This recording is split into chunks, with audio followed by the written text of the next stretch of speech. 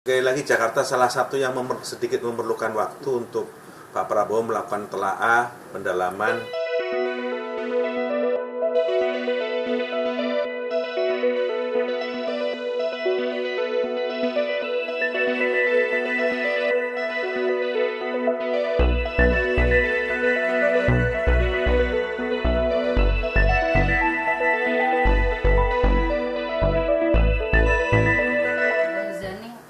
Sebelah sini dulu. Boleh.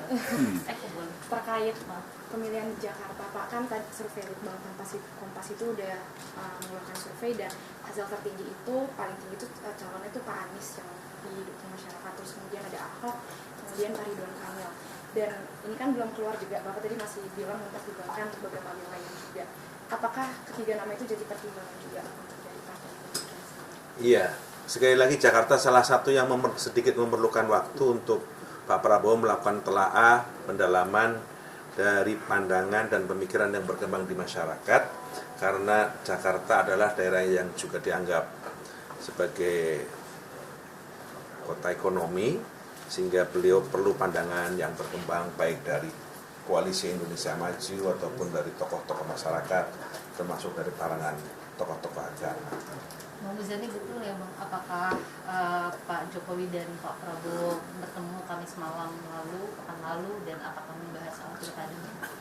Pak Prabowo dengan Pak Jokowi bertemu rutin, kadang bukan hanya seminggu sekali, bisa seminggu beberapa kali, dan semua persoalan yang berkembang di masyarakat, semua masalah yang berkembang di tingkat nasional dibicarakan bersama oleh Pak Prabowo dan Pak Jokowi, termasuk beberapa perkembangan internasional juga dimonitor oleh kedua pemimpin itu. Kan ada 3 nama teratas, kemudian ada nama Ahok juga. Nah, apakah memang dari Gerindra sendiri butuh waktu karena memang masih mau melobi partai-partai di luar Kim, kerjasama itu terbuka atau seperti apa sih Pak? Mungkin boleh lebih dielaborasi Pak, pertimbangannya lagi apa Pak supaya ada soundbite-nya Pak Muzani? Ya, intinya sekali lagi pilkada ini harus menunjukkan kebersamaan meskipun dalam perbedaan. Pilkada ini harus menunjukkan keindonesiaan meskipun beda pilihan.